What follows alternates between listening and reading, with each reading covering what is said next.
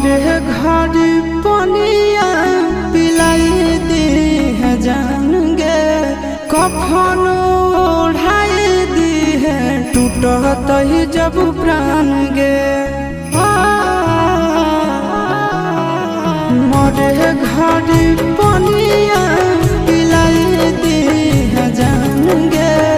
कफन ओढ़ाई दी है टूटत ही जब प्राण गे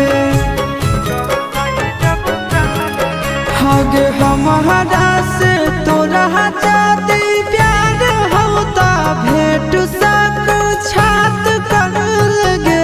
हगे सोनाया गावा हो भरती पा